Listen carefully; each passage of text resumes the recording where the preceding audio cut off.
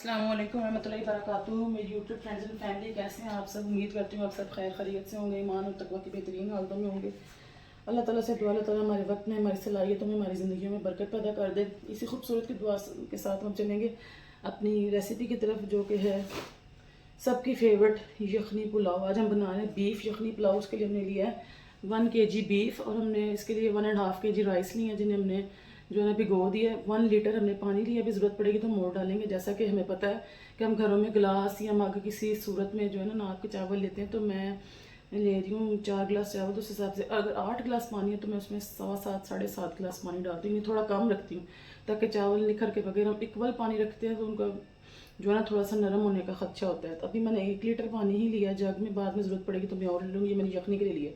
2 अदद हम स्लाइस प्याज लेंगे नॉर्मल साइज़ के, 2 अदद हम कटे हुए टमाटर लेंगे, 7-8 हमने हरी मिर्चें ली हैं, 4 जो है ये बड़े वाले लहसुन के लिए हैं, और ये 3 से 4 इंच का हमने अदरक का टुकड़ा लिया, गरम मसाला लिया खाने का चम्मच, साबुत मसाले लिए जिसमें 2 अदद बड़ी इलायची है, 4 अदद छोटी इलायची है, 1.5 खाने का चम्मच सूखा धनिया है साबुत, 2 बादियान के फूल हैं, 8-9 लौंग हैं, और जो है 5 से 6 स्टिक दालचीनी के हैं। 1.5 खाने का चम्मच हमने नमक लिया है, हल्दी लिया है 1/4 चाय का चम्मच, और हमने कुटी लाल मिर्च ली है 1/4 चाय का चम्मच। और अब सबसे पहले हम टमाटर, हरी मिर्च, अदरक और लहसुन को ब्लेंड कर लेंगे। इसलिए हम इनको साइड पे कर देंगे, और प्याज जो हमने बाद में ब्राउन करने, इसे भी हम साइड पे कर देंगे। सबसे पहले हम यखनी तैयार करने की तरफ चलेंगे।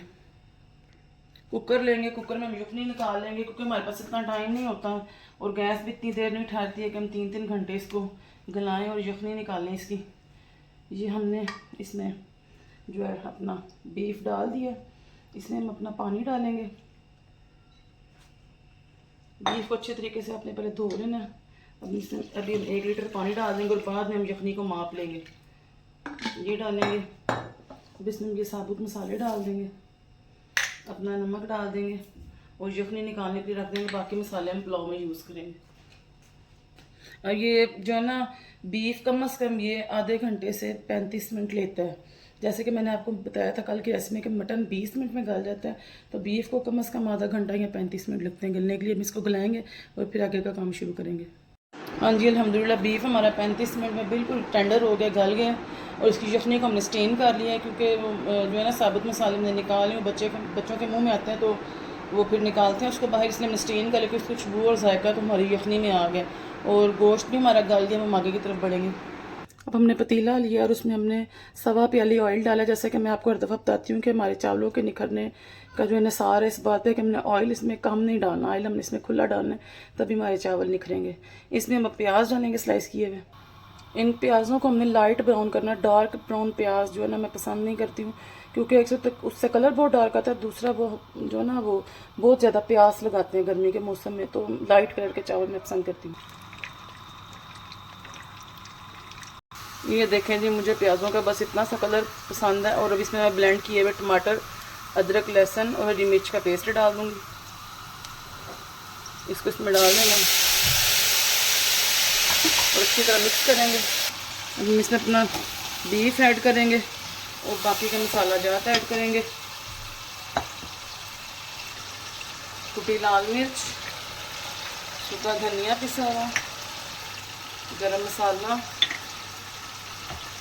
इतनी हल्दी शामिल करेंगे इसमें, और थोड़ी देर के लिए हम इसको ढक देंगे और फिर इसके बाद इसकी भुनाई करेंगे।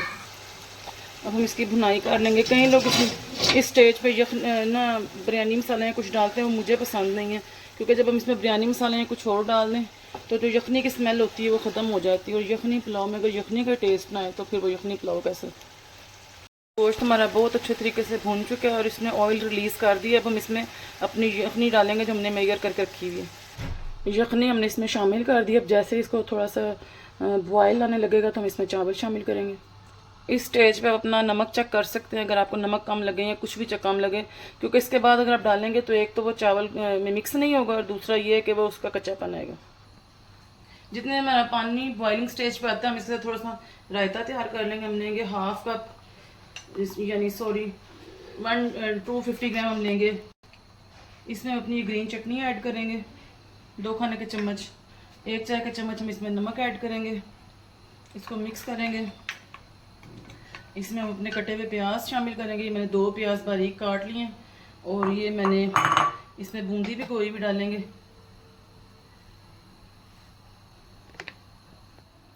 इसको हम मिक्स कर लेंगे। मुझे मतलब दही भल्लों में और बूंदी रायते में फ़र्क है। पुलाव के साथ ये बूंदी रायता ही अच्छा लगता है, दही भल्ले जो है थोड़े हैवी हो जाते हैं। ये देखें जी, ज़बरदस्त हमारा बूंदी रायता तैयार हो गया। हम इसको प्लेटर में डाल देंगे जिसमें हमने इसको सर्व करना है।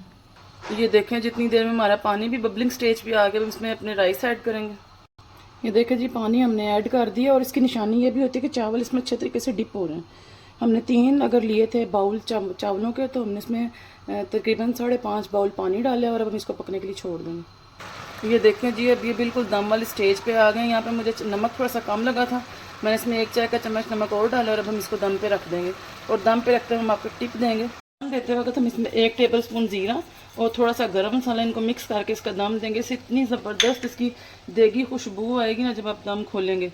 तो ये टिप थी कि इससे बड़ी प्यारी फ्रेगरेंस आती है, बिल्कुल देग जैसी।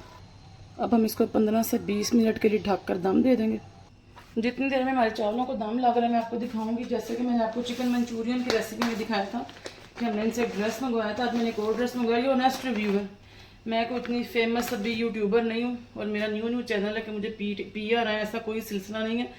ये मैं ऑनेस्ट रिव्यू आपको बताती हुई देखें। ये मुझे इनसे शॉल रिसीव हुई है।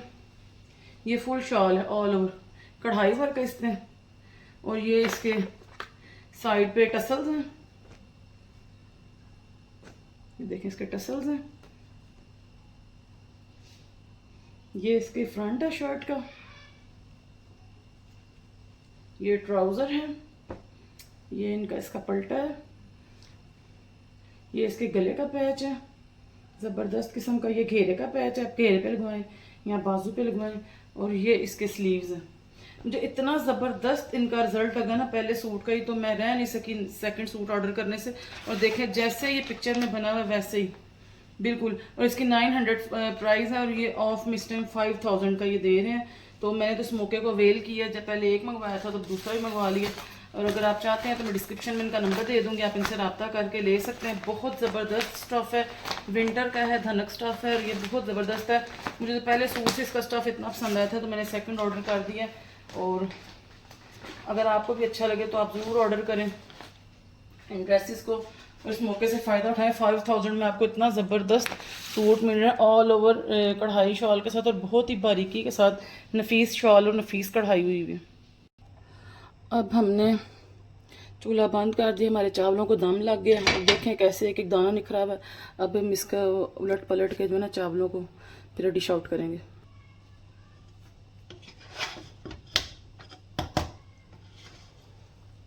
हम इसका दम खोलेंगे। जैसे हमारे बड़े बुजुर्ग कहते हैं कि हमने चावलों का दम खोल दिया, हमने भी चावलों का दम खोल दिया। अब हम इसको डिश आउट करेंगे और रायते के साथ आपको सर्व करके दिखाएंगे।